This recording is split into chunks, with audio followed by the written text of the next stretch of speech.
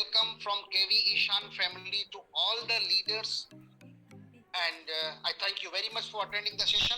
We will discuss about the case study. ये है 38 साल की एक महिला, 38 इयर्स की महिला है, नॉन वेजिटेरियन है, ये फिश खाती है, चिकन खाती है, एग्स खाती है, मीट खाती है।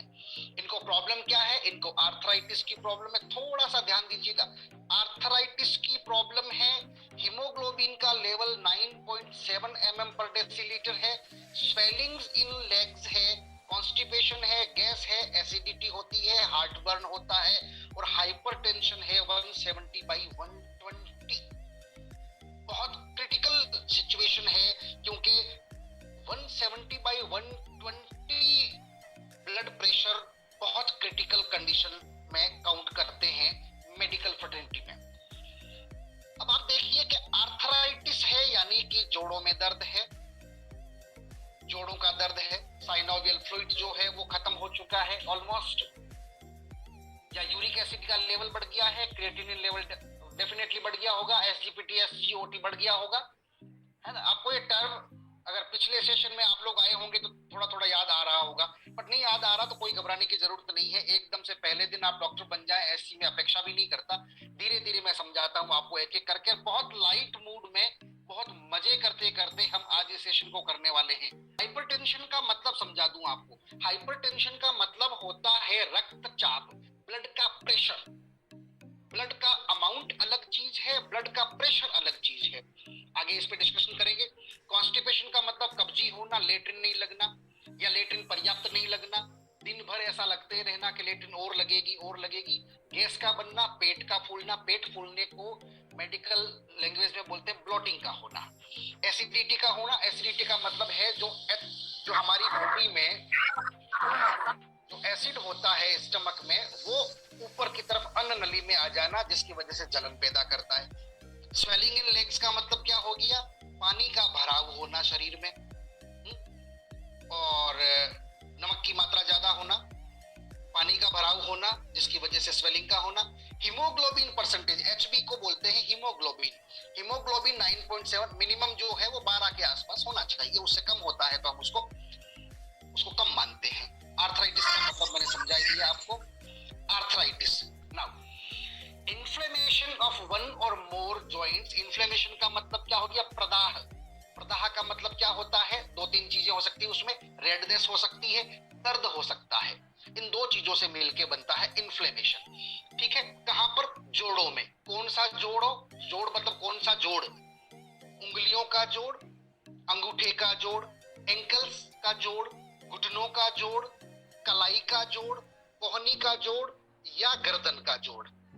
कोई सा भी जोड़ जहां से आपकी बॉडी फोल्ड होती है उसको हम जॉइंट कहते हैं। Causing pain, stiffness that can worsen with age. उम्र के साथ बढ़ना या उम्र से पहले किन्हीं कारणों से दर्द का बढ़ना और लाल लाल हो जाना, इसको हम बोलते हैं जॉइंट्स में इन्फ्लेमेशन। राइट? हाँ जी सर, धूम मचा देंगे। Wonderful, thank you. अब ये क्यों होता है? ये होता है ऑटो इम्यून डिसऑर्डर। बड़े ध्यान से सुनिएगा इस बात को। ऑटो इम्यून डिसऑर्डर बार बार आएगा, इसलिए आपको इसे नोट कर लेना चाहिए। Auto immune disorder, doctor Preetika Dhawan हमारे साथ में है, वो जानती है इस बात को कि ऑटो इम्यून डिसऑर्डर का मतलब होता है कि हमारा अपना बॉडी, हमारी अपनी बॉडी को ही नुकसान पहुंचाना शुरू कर देता है। कुछ कुछ चीजों को वो पहचानना बंद कर देता है, उसकी याददाश्त में से कुछ चीजें निकल जाती है। जैसे घुटनों की जो ढक्कन है, जो उसकी जिसमें साइनोवियल फ्लूइड रहता है, उसको वो पहचानना बंद कर देता है और बोलता है ये कोई बाहर की चीज है जो गलती से यहाँ आ गई है। उसको हमारी बॉडी खुद अटैक करती है और साइनोवियल फ्लूइड को खत्म कर देती है, जिसकी वजह से क्या होता है? साइनोवियल फ्लूइड खत्म हो जाता है और जोड़ों में फिर घर्षण शुरू हो जाता है, हड्डियों में कट कट की आवाजें आना शुरू हो जाती है। तो हमारा शरीर खुद हमारे बॉडी को खाने लगता है और कमजोर कर देता है। ऐसा कब होता है? जब आप जल्दी जल्दी ताकतवर होना चाहते हैं और अंट शंट कुछ भी खाना शुरू कर देते हैं। ऐसी स्थिति में आपका इम्यून बहुत हाइपर हो जाता है, और इम्यून जब बहुत हाइपर हो जाता है तो फिर वो क्या करता है? वो जहां तहां सींग लड़ाता है। जैसे बैल जो है वो बंधियाकरण के बाद बैल बनता है। अगर उसका बंधियाकरण नहीं हुआ होगा तो क्या बनेगा? सांड बनेगा। सांड का एक ही काम है, वो लड़ेगा, कभी दीवार पे सर मारेगा, कभी गाड़ी को सर मारेगा, आने जाने वालों से लड़ेगा। आपका शरीर, आपका इम्यून सिस्टम जब सांड बन जाता है तो क्या करता है? वो लड़ता है, बहुत पावरफुल हो जाता है, तो बहुत जल्दी रिएक्ट करता है। जैसे मान लीजिए कि जैसे कोरोना के दिनों में हमने देखा कि जब किसी की बॉडी में वायरस घुस जाता है तो फिर वो हमारी फोर्स जो है, बाहर से आए हुए जो फोर्स है, जो बाहरी तत्व है, उनसे लड़ती है। जब लड़ती है तो बड़ी ऊर्जा पैदा होती है और उसकी वजह से जो है बुखार भी बहुत तेज आता है। तो उसकी वजह से उन सिम्टम्स को कम करने के लिए when the body's natural defense system can't tell the difference between your own cells and foreign cells, जब वो नहीं पहचान पाता है तो इस तरीके से हो जाता है। There are more than 80 types of autoimmune disease that affect a wide range of body parts। 80 तरह के जो है ऑटो इम्यून डिजीज होते हैं बॉडी में, जो डिफरेंट तरीके से आपके शरीर को नुकसान पहुंचाते हैं। अब र्यूमेटॉइड आर्थराइटिस है उस लेडी को, क्या क्या होता होगा? Numbness and tingling in hands and feet. Tingling का मतलब है गुदगुदी का होना। Joints feel warm to the touch, जब आप टच करते हैं तो आपके जोड़ों में गर्मी का आपको एहसास होता है। डिसरप्टेड स्लीप, आपकी स्लीप डिसरप्टेड होती है, नींद आराम से नहीं आती है। लो ग्रेड फीवर, हमेशा आपको महसूस होता है कि आपको बुखार है। थकान बनी रहती है, उंगलियां सीधी नहीं होती है। डिप्रेशन और मूड स्विंग बहुत तेजी से होता है। आंखें और मुंह दोनों सूखने लगते हैं। वेट लॉस होने लगता है। वेट लॉस नहीं भी होता है in some of the conditions. Joint pain रहता है, स्वेलिंग रहती है, स्टिफनेस रहती है और पेन हमेशा रहता है। और जॉइंट जो है वो रेड हो जाते हैं, डिस्कलरेशन हो जाता है। और बड़े जो जॉइंट्स हैं उसमें जो है ज्यादा दर्द रहता है। इलाज क्या है साहब? केविएशन के जो फॉर्मुलेशंस हैं, जॉइंट केयर का जब भी बात आती है, जब भी कोई केस आता है, ideally I refer to Bonmax and glucosamine. Two things you can note down whenever it comes to joints। जहां भी joints की बात आती है, आप ध्यान से नोट कर लीजिए कि उसमें दो चीजें एसोसिएटेड है, एक तो साइनोवियल फ्लूइड है और दूसरा प्रोटीन है। प्रोटीन अगर आपकी बॉडी में बढ़ जाता है तो साइनोवियल फ्लूइड वापस ठीक हो जाएगा। तो क्या खाना पड़ेगा? प्रोटीन और स्पाइनेज, यानी कि प्रो स्पाइनेज या फिर हमारा जो प्रोटीन पाउडर है वो खा लीजिए। उससे क्या होगा? फिर से साइनोवियल फ्लूइड बनना शुरू हो जाएगा। लेकिन अब तकलीफ तो हो चुकी है, तो ये तो बात मैं फ्यूचर की कर रहा हूँ। तो इमीडिएट रिलीफ किससे मिलेगा? कैल्शियम से। बोनमैक्स में कैल्शियम है। बोनमैक्स और पुनर्नवा, बोनमैक्स, पुनर्नवा और विटामिन डी क्या करेंगे? उसको रिपेयर करेंगे। पहले तो रिपेयर की बात करते हैं हम। बोनमैक्स, ग्लूकोसामाइन दोनों क्या करेंगे? रिपेयर कर देंगे। पुनर्नवा रिपेयर कर देगा और प्रोस्पाइनेज और जो प्रोटीन पाउडर है वो क्या करेगा? फिर उसके अंदर साइनोवियल फ्लूइड का निर्माण कर देगा और इस तरीके से वो गद्दी जो है, जो कुशन है आपके जॉइंट्स का, वो फिर से एक बार ठीक ठाक हो जाएगा। तो ये है साहब 2 प्रोडक्ट या 3 प्रोडक्ट। हीमोग्लोबिन। नेक्स्ट आता है हीमोग्लोबिन लेवल। हीमोग्लोबिन लेवल का मतलब क्या हो गया? हीमोग्लोबिन की जब बात आती है तो बात आती है रेड ब्लड सेल्स की, यानी कि लाल, क्या बोलते हैं उसको? रक्त पेशी, लाल रक्त कणिकाएं। हमारी बॉडी में व्हाइट ब्लड सेल्स हैं जो डिफेंस मैकेनिज्म बनाती है। आरबीसी जो है वो ब्लड बनाता है। आरबीसी में हम स्पेशली क्या देखते हैं कि इसमें तकरीबन जो है वो 1/3 जो है वो हीमोग्लोबिन होता है। हीमोग्लोबिन दो चीजों से मिलकर बना है। हेम का मतलब हो गया आयरन और ग्लोबिन का मतलब हो गया प्रोटीन। तो किससे ठीक हो जाएगा? हीमोग्लोबिन जो है प्रोटीन से ठीक हो जाएगा, आयरन से ठीक हो जाएगा। स्पाइनेज में आयरन भरपूर होता है। प्रो स्पाइनेज इसका एक बढ़िया चीज हो सकती है। प्लस जो है आप इसमें एक चीज और ले सकते हैं। आप क्या और ले सकते हैं? आप फोलेट ले सकते हैं। फोलिक एसिड इसमें जो है आप ले सकते हैं। उससे आपकी रेड ब्लड सेल की काउंट जो है वो बढ़ जाएगी। रेड ब्लड सेल की काउंट जब बढ़ जाएगी तो हीमोग्लोबिन का लेवल भी बढ़ जाएगा, क्योंकि हीमोग्लोबिन जो है नॉर्मली 1/3 होता है जितना ज्यादा जूसी आपका रेड ब्लड सेल होगा उतना ज्यादा हीमोग्लोबिन का लेवल होगा। ठीक है, haemoglobin enables RBC to bind to oxygen in the lungs and carry it to tissues and organs throughout the body. ये आरबीसी यानी कि रेड ब्लड सेल्स ही है जो आपके पूरे शरीर में क्या क्या लेके जाते हैं, ऑक्सीजन लेके जाते हैं। बड़े ध्यान से सुनिएगा, बहुत मजेदार बात बता रहा हूं आपको। रेड ब्लड सेल्स जो है आपके शरीर में क्या लेके जाते हैं, आपने जो बादाम खाया है वो घुटनों तक, दिमाग तक, दिल तक कौन लेके जाएगा, रेड ब्लड सेल लेके जाएगा। आपने तंबाकू खाया है उसको कौन लेके जाएगा, रेड ब्लड सेल लेके जाएगा। आपने घी खाया है उसको आपके शरीर में कौन लेके जाएगा, रेड ब्लड सेल लेके जाएगा। आपने प्रोस्पाइनेज खाया है उसको आपकी बॉडी तक कौन लेके जाएगा, रेड ब्लड सेल लेके जाएगा। तो रेड ब्लड सेल्स क्या हो गए साहब, रेड ब्लड सेल या ब्लड क्या हो गया, ब्लड क्या हो गया, ट्रक हो गया। असल में ट्रांसपोर्ट है हमारा, जो हमारे पोषक तत्वों को हमारे शरीर तक पहुंचाता है, एक एक कोशिका तक पहुंचाता है, एक एक टिश्यू तक पहुंचाता है, एक एक ऑर्गन तक पहुंचाता है।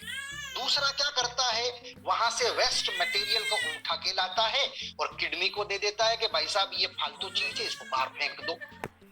ये आदमी तंबाकू खाने से बाज नहीं आता है, इसका तंबाकू का वेस्ट में लेके आया हूं, आप इसे बाहर निकाल दो, और किडनी उसको बाहर फेंक देती है। तो किडनी की हेल्थ जो है इक्वली रेस्पॉन्सिबल है। ब्लड का काम तो लाना और ले जाना है। क्या क्या लाता ले जाता है, पोषक तत्वों को लाता ले जाता है, वेस्ट प्रोडक्ट को लाता ले जाता है, इसके अलावा ऑक्सीजन को लाता ले जाता है। अब आप सोचो, रेड ब्लड सेल्स कम हैं तो आपके शरीर में पोषक तत्व भी कम होंगे, क्योंकि आपके ट्रक का साइज छोटा है, आपके पास ट्रकें कम है, तो आपका माल लेट डिलीवर होगा या माल डिलीवर नहीं होगा। जब माल डिलीवर नहीं होगा तो आपका शरीर भूखों मरेगा, कमजोर हो जाएगा। बाहर से जो आक्रमणकारी है, माइक्रो ऑर्गेनिज्म है, माइक्रोब्स हैं, वो आपके शरीर पे कब्जा कर लेंगे। कभी टाइफाइड करेंगे, कभी मलेरिया करेंगे, कभी डेंगू करेंगे, कभी डायरिया करेंगे, कभी कुछ करेंगे, आपके शरीर के साथ खेलेंगे, उसके ऊपर आधिपत्य जमाएंगे, आपके शरीर को कमजोर कर देंगे। इस तरीके से शरीर में जो है कमजोरी आ जाती है, शरीर की मौत भी हो जाती है। ठीक है साहब, तो रेड ब्लड सेल्स की महिमा बहुत ज्यादा है हमारे शरीर में। तो अब ये ब्लड क्या करता है, लंग्स में जाता है डीऑक्सीजनेटेड ब्लड को लेके, और ऑक्सीजनेटेड ब्लड को लेकर के हार्ट में वापस आता है, और हार्ट से फिर ये पूरी बॉडी में चला जाता है। एक बहुत इंटरेस्टिंग सी चीज मुझे यहाँ याद आ रही है, दिल का मामला है ना, तो कुछ चीजें याद आ जाती है। आप लोग डिस्टर्ब नहीं करते हो तो बड़ा बताने को मन करता है ना, कि कुछ चीजें पता लगे। अगर मैं आपसे पूछूं कि दिल क्या है, तो आप लोग कहेंगे दिल तो बच्चा है जी, दिल दीवाना है, दिल तो पागल है। बट मैं एक इंटरेस्टिंग चीज बताता हूं, इसे नोट करना आप। मेडिकल साइंस में हमें समझाया गया है कि दिल गधा है। अब आप में से कुछ लोग हंस रहे होंगे कि डॉक्टर साहब ये क्या बोल दिया, सच में बता रहा हूं, हमें ये पढ़ाया गया है कि दिल जो है वो गधा है। अब देखिए दिल कैसे गधा है ना। डॉक्टर प्रीति का दमन नोट करिएगा, ये बहुत इंटरेस्टिंग चीज है जो काम आएगी। हमारे हार्ट में दो जो हैं वो पोर्शंस हैं। एक पोर्शन को हम बोलते हैं लेफ्ट वेंट्रिकल, एक को बोलते हैं राइट वेंट्रिकल। बहुत इंटरेस्टिंग बात बता रहा हूं, मजे लेकर के सुनिएगा। लेफ्ट वेंट्रिकल जो है वो क्या काम करता है, जो ऑक्सीजनेटेड ब्लड आता है जिसमें ऑक्सीजन भरी हुई होती है, उसको शरीर के अंदर भेजने का काम करता है। समझ में आ गई बात? ये क्या काम करता है, शरीर के अंदर ऑक्सीजन को भेजने का काम करता है आर्टरीज के थ्रू। आर्टरीज को क्या बोलते हैं, आरही को आर्टरीज कहते हैं। आरही क्या से समझ लो, आर्टरीज है ना। हमारे टिश्यूज तक, ऑर्गन्स तक आ रही जो पाइपलाइन है उसको बोलते हैं आर्टरीज। ठीक है साहब, ये कौन करता है, लेफ्ट वेंट्रिकल करता है। लेफ्ट वेंट्रिकल को हम क्या बोलेंगे, पाया अलिंद हिंदी में। पाया अलिंद क्या करता है साहब, जब ऑक्सीजनेटेड ब्लड उसके पास आ जाता है तो उसको शरीर में भेजता है। शरीर को हम बोलते हैं सिस्टम, मेडिकल लैंग्वेज में शरीर को हम बोलते हैं सिस्टम। तो ये क्या हो गया, ये सिस्टमिक सर्कुलेशन है। अब आप देखिए शरीर बहुत बड़ा है साहब, तो क्या होता है, बड़ा प्रेशर लगाना पड़ता है हार्ट के लेफ्ट वेंट्रिकल को, बड़ी तकलीफ होती है। तो क्या होता है, अब ये कौन भेजता है इसको? लेफ्ट वेंट्रिकल किस तरह से भेजता है? लेफ्ट वेंट्रिकल के चारों तरफ या तीनों तरफ मान करके चलिए कि एक मसल से घिरा हुआ ये है, उस मसल को हम बोलते हैं मायोकार्डियम। मायोकार्डियम फैलता है, सिकुड़ता है, फैलता है, सिकुड़ता है, ध्यान दीजिएगा, फैलता है, सिकुड़ता है, फैलता है, सिकुड़ता है, इसको हम बोलते हैं स्ट्रोक वॉल्यूम। ये स्ट्रोक वॉल्यूम है। इसको हम किस तरह से सुनते हैं? दुक दुक दुक दुक दुक दुक दुक दुक। ये कौन करवाता है? मायोकार्डियम करवा रहा है। ये मायोकार्डियम जब सिकुड़ता है तो क्या करता है? उस थैली को पिचकाता है। जब पिचकाता है तो उसके अंदर के पूरे ब्लड को वो फेंक देता है। कहां? आयोर्टा की तरफ, और इस तरीके से वो पूरे शरीर में प्रेशर के साथ में ब्लड चला जाता है। इसको हम मशीन के थ्रू जब मापते हैं तो इसको हम बोलते हैं रक्तचाप या ब्लड का प्रेशर। ठीक है साहब। अब ये कौन सा वाला प्रेशर है? ये सिस्टोलिक प्रेशर है। ये सिस्टोलिक का मतलब होता है खाली होना। ठीक है साहब, ये खाली होता है। और डायस्टोलिक का मतलब होता है भरना। ठीक है। नॉर्मल वैल्यू क्या है? 120। खाली होने की जो नॉर्मल वैल्यू है वो 120 है। अब आप देखिएगा, इसको गधा क्यों कहा, मैं इस पे आ जाता हूं। मायोकार्डियम जो है, अच्छा जो ब्लड है वो गधा है, ऐसा हमें पढ़ाया गया। गधे को आप चढ़ाई के ऊपर भेज रहे हो, क्योंकि शरीर बहुत बड़ा है तो बड़ी चढ़ाई है। बड़ी चढ़ाई में जब ब्लड जा रहा है तो क्या होगा? मेहनत लगेगी। अब क्या हो जाएगा साहब? अगर ब्लड की मात्रा कम है तो गधा आराम से चढ़ जाएगा। ब्लड की मात्रा अगर ज्यादा है तो गधा मुश्किल से चढ़ेगा। ठीक है। अब क्या हो रहा है? अब अगर गधा कमजोर है, गधा कौन है? वो मसल्स है, मायोकार्डियम मसल्स। अगर गधा कमजोर है तो क्या होगा? गधा पीछे की तरफ में आता जाएगा, गधा फेल हो जाएगा। इसको हम क्या बोलते हैं? Heart failure. आपको समझ में आ रहा है? हार्ट फेलियर का मतलब क्या हो गया? हमारा मायोकार्डियम पंप करने में फेल हो गया। क्यों हो गया? क्योंकि मायोकार्डियल मसल्स में कहीं इंफार्क्शन आ गया। इसको मेडिकल टर्म में बोलते हैं मायोकार्डियल इंफार्क्शन। और मायोकार्डियल इंफार्क्शन की वजह से हमारा गधा कमजोर हो गया। गधा कमजोर हो गया, ब्लड को लेके शरीर तक नहीं पहुंच पाया, गधा फेल हो गया, हार्ट फेल हो गया। इस तरीके से हमको पढ़ाया गया है। अब दूसरा क्या होगा? गधा तो मजबूत है, चढ़ाई बहुत ऊंची है, यानी कि रेजिस्टेंस ज्यादा। रेजिस्टेंस ज्यादा कैसे होगा? सब ठीक ठाक काम कर रहा है, लेकिन जो पाइपलाइंस हैं उन पाइपलाइंस में कचरा जमा हुआ है। कचरा कहां से आया? पिज्जा खा के आया। कचरा कहां से आया? बर्गर खा के आया। कचरा कहां से आया? घी और तेल ज्यादा खाने से आया, प्लाक जम गया। इसको हम क्या बोलते हैं? कोलेस्ट्रॉल का जमा होना। कोलेस्ट्रॉल का जमा होने का मतलब क्या हो गया? नलियां सकड़ी हो गई। नलियां सकड़ी हो गई मतलब गलियां सकड़ी हो गई। गलियां सकड़ी हो गई, ट्रैफिक ज्यादा है तो क्या होगा? लेट पहुंचेंगे। लेट पहुंचेंगे और कम पहुंचेंगे। लेट पहुंचेंगे, कम पहुंचेंगे, सामान कम पहुंचेगा, ऑक्सीजन कम पहुंचेगा, न्यूट्रिशन कम पहुंचेगा, पोषक तत्व कम पहुंचेंगे, शरीर कमजोर हो जाएगा, व्यक्ति बीमार हो जाएगा, मर जाएगा। क्या होगा? गधा टूट जाएगा, गधा मर जाएगा। इसको हम क्या बोलते हैं? डंकी हार्ट फेल्योर, या इसको हम बोलते हैं डंकी परफॉर्मेंस। डंकी परफॉर्मेंस इसको हम मेडिकल टर्म में पढ़ते हैं। अब क्या क्या खाने से ठीक होगा? अब चूंकि मसल्स की बात है, मायोकार्डियम मसल्स को अगर ठीक रखना है तो प्रोटीन ठीक रखेगा। प्रोटीन किसमें होता है? स्पाइरुलिना में, प्रोस्पाइनेच में। एक और इंटरेस्टिंग बात आपको आगे चल के बताऊंगा। रजिस्टर ऊपर चलते हैं वापस। कौन से प्रोडक्ट हैं हीमोग्लोबिन के लिए हमारे पास? फेरॉन है, हमारे पास अकाई बेरी है, इंस्टेंटली रेड ब्लड सेल्स बनाता है और क्वालिटी प्रोडक्ट है, कोई डाउट करने की जरूरत नहीं है। It's a wonderful product in the industry. I can guarantee you that this is the product which you can take and you will get instant results. Acai berry के बाद प्रोस्पाइनेच है और मल्टीविटामिन है, ये हीमोग्लोबिन को बढ़ा देगा। स्वेलिंग की बात आ जाती है साहब। स्वेलिंग क्या है? The enlargement of organs, skin or other body parts, बड़ा हो जाना, सूज जाना। It is caused by the buildup of fluid in the tissues. Tissues में पानी पानी का भराव होना। पानी के भराव को कौन करता है? नमक जब ज्यादा हो जाता है आपके शरीर में तो पानी का भराव बढ़ता है, या किडनी जब आपके फ्लूइड को एक्सक्रीट नहीं कर पाती है, किडनी फेल्योर का संकेत है स्वेलिंग। ठीक है, swelling can have cause muscle injury, muscle injury की वजह से भी होता है। जब बहुत ज्यादा आप जिम करते हैं तो भी स्वेलिंग आती है और पानी का भराव हो जाता है। ब्लड यूरिया हो सकता है एक कारण, और क्रिएटिनिन भी एक कारण हो सकता है। किससे ठीक होगा?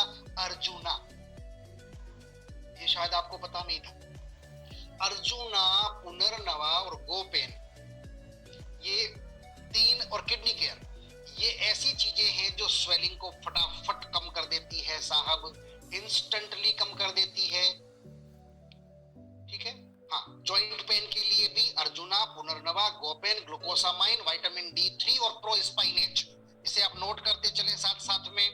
अब बात आ जाती है साहब कॉन्स्टिपेशन की, मतलब लेट्रिन का नहीं लगना। एक तो सीलियम हस्क है हमारे पास, एक चम्मच भर के नॉर्मल पानी ले लो आप। पहले तो आप एक ग्लास पानी ले लो नॉर्मल वाटर, उसके अंदर एक चम्मच भर के सीलियम हस्क जो हमारा प्रोडक्ट है केवी ईशान का, उसको उसमें घोल दो। घोलते ही तुरंत पीना पड़ेगा। अगर आप लेट हो गए तो वो इतना गाढ़ा हो जाएगा कि फिर खाना पड़ेगा, आप उसको पी नहीं सकेंगे। इसलिए सीलियम हस्क को पीने का एक ही तरीका है, पानी के अंदर चम्मच डालो, फटाक से हिलाओ और फटाक से पी जाओ। ठीक है, तो ये जो है दूसरे दिन आपके कॉन्स्टिपेशन को रिलीज कर देगा, लेट्रिन ठीक ठाक आने लगेगी। दूसरा, आप इसके लिए क्या कर सकते हैं, आपको हल्का सा मूवमेंट करना पड़ेगा। अगर आप बैठे रहते, पानी खूब सारा पीजिए, खूब सारा फाइबर लीजिए। Milk thistle is the product which is used for the liver functions and constipation. इसके अलावा अमृत तुलसी है जो गैस और एसिडिटी में बड़ा अच्छा काम करती है।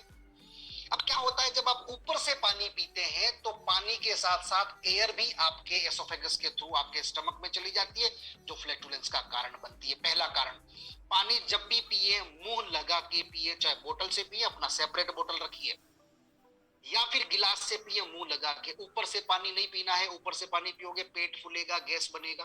दूसरा, बहुत मसाला खा के रखा हुआ है, रात को 11 बजे के बाद खाना खा रहे हो, वैसे तो 6 बजे के बाद खाना ही नहीं खाना चाहिए, लेकिन लेट नाइट आप खाना खा रहे हो, पचता नहीं है, या खाना इतना ठूस लेते हो कि साला कल मिलेगा कि नहीं मिलेगा। ऐसी हालत में वो जो स्फिंक्टर है, जो वाल है, वो खराब हो जाता है, और उसकी वजह से क्या होता है, एसिड ऊपर चला आता है, अल्सर हो जाते हैं। या फिर वो महिलाएं जो खूब व्रत करती है, कभी संतोषी माता का, कभी करवा चौथ का, ये सारे व्रत कर करके स्टमक में अल्सर्स हो जाते हैं, वो फिर ठीक नहीं होते हैं। उसकी वजह से भी कंटिन्यूअसली गैस बनती रहती है और फिर पेट जो है फूलता है, फिर लेट्रिन की प्रॉब्लम हो जाती है। इन सब चीजों की वजह से अब इनका इलाज क्या है? मिल्क थिसल कंटिन्यू करो। मिल्क थिसल क्या करेगा? मिल्क थिसल कम से कम 3 महीने तक खाओ। मैं तो ये कहता हूं कि हर लीडर को एसिडिटी ड्रॉप्स अपने पास रखना चाहिए, और दूसरा रखना चाहिए अमेरिकन जिनसेंग। अगर कामयाब होना है, अपने पॉकेट में अमेरिकन जिनसेंग होना चाहिए। एसिडिटी ड्रॉप तो आपके पास ऐसे भी होना चाहिए, लेट नाइट खाना खाते हो, एसिडिटी ड्रॉप आपके पास होना चाहिए। और हेल्दी स्टमक के लिए मिल्क थिसल एक तरह से रामबाण दवा है ना। मैं आपकी जानकारी के लिए बता दूं, केवी ईशान का मिल्क थिसल हमारे एमडी साहब खुद भी खाते हैं और उनका परिवार भी खाता है। ये मैं खुद जानता हूं, मेरी व्यक्तिगत जो है देखी हुई चीज है। मिल्क थिसल के अलावा और क्या क्या चीजें हैं? लिवजेस्ट है, डाइजेस्टिव प्लस है, एलोवेरा है और त्रिफला है। ये भी आपके स्टमक को ऐसा बना देंगे कि पत्थर भी खाओगे तो पच जाएगा। आगे चलते हैं, हाइपरटेंशन। हाइपरटेंशन के बारे में हम पहले बात कर चुके हैं। हाइपरटेंशन जो है, अभी हमने बात करी थी सिस्टोलिक और डायस्टोलिक की। हाइपरटेंशन का मतलब क्या हो गया? ब्लड प्रेशर का बढ़ना। हाइपोटेंशन का मतलब ब्लड प्रेशर का कम होना। हाइपर मतलब ऊंचा, हाइपो मतलब नीचा। ठीक है, primary hypertension can result from multiple factors including blood plasma volume का बढ़ जाना, हार्मोन एक्टिविटी का बढ़ जाना या इम्बैलेंस हो जाना, environmental factors such as stress and lack of exercise. आप घर में बैठे रहते हैं, खाते रहते हैं पनीर, मुर्गा, चिकन, अंडे, घी, तेल, भजिया, पकोड़े, पास्ता, पिज्जा, बर्गर, और उसके बाद थोड़ा सा भी आप एक्सरसाइज नहीं करते हैं, वो अक्यूमुलेट हो जाएगा, प्लाक बनेगा, कोलेस्ट्रॉल लेवल हाई हो जाएगा, आपके खून की पाइपलाइन में जो है वो कचरा जमेगा, वहां पर लेयर्स पे लेयर्स जमती जाएगी, खून के आने जाने के लिए रास्ता कम हो जाएगा, गलियां छोटी हो जाएंगी, गलियारे छोटे हो जाएंगे, सड़कें छोटी हो जाएगी, ट्रांसपोर्टेशन प्रॉपर नहीं होगा, ब्लड प्रेशर बढ़ जाएगा। ब्लड प्रेशर बढ़ने से 70 बीमारियां उसके पीछे पीछे आएगी और लाइफ को कॉम्प्लिकेट कर देगी। इसके लिए क्या करना पड़ेगा? सी बकथॉर्न खाइए। सी बकथॉर्न में ओमेगा 3, 6, 7, 9 सब कुछ इसके अंदर है। फ्लैक्ससीड बहुत बढ़िया काम करता है। कार्डियोफिट एक यूनिक प्रोडक्ट है हमारा, जो इस इंडस्ट्री में शायद किसी के पास में होगा। इसके अलावा गार्सिनिया कंबोजिया भी खाइए, ये आपको कई सारे इन्फेक्शन से रोकता है और आपके वेट को वेट मैनेजमेंट में आपकी हेल्प करता है। लाइफ थ्रेट है साहब, ये लाइफ थ्रेट है। अगर ब्लड प्रेशर आपका हाई है तो आपको डायबिटीज हो सकती है। अगर ब्लड प्रेशर आपका हाई है, आपका डाइजेस्टिव सिस्टम गड़बड़ होगा। अगर आपका ब्लड प्रेशर हाई है तो किडनी डिसफंक्शन होना लाजमी है, गारंटेड है, होगा ही होगा। 50 बीमारियां इसके पीछे पीछे आती है, ये गेटवे है साहब। और मैं तो गेटवे मानता हूं मोटापे को। ठीक है साहब, बहुत अच्छा जानकारी दी है सर। सबको 6 PM तक भोजन कर लेना चाहिए। हाँ जी मुनि देवी जी, बिल्कुल 6 PM तक भोजन कर लेना चाहिए। बट इस इंडस्ट्री में थोड़ा लेट वेट होता है तो आप जो है मिल्क थिसल खाते रहें, राइट। अब इसके इंडिकेशंस क्या है? छाती में दर्द होता है, जल्दी जल्दी हांफ जाते हैं, नजर बहुत जल्दी जल्दी कमजोर हो रही है, वॉमिटिंग टेंडेंसी लगती है। चिंता एक बड़ी चीज है इसमें। चिंता की वजह से जो है वो कार्डियक अरेस्ट आता है, कार्डियक फेलियर होता है। ब्रीथ का शॉर्ट होना, लंबी सांसें अगर नहीं आ रही है, शॉर्ट ब्रीथ अगर है तो समझ लीजिए कि गड़बड़ होने वाली है। सीजर्स यानी कि फेंट हो जाता है कोई व्यक्ति, समझ लीजिए कि बहुत क्रिटिकल कंडीशन में है। और अनरेस्पॉन्सिवनेस अगर है, कहीं पे आपका मसल्स ठीक से काम नहीं कर रहा है, मोटर फंक्शंस अगर गड़बड़ हो रहे हैं, चक्कर अगर आ रहे हैं आपको, समझ लीजिए कि कार्डियक प्रॉब्लम हो सकती है। एंड इसके लिए आपको कार्डियोफिट खाना चाहिए। And this was the session. I hope you all like the session. Thank you very much for attending the session.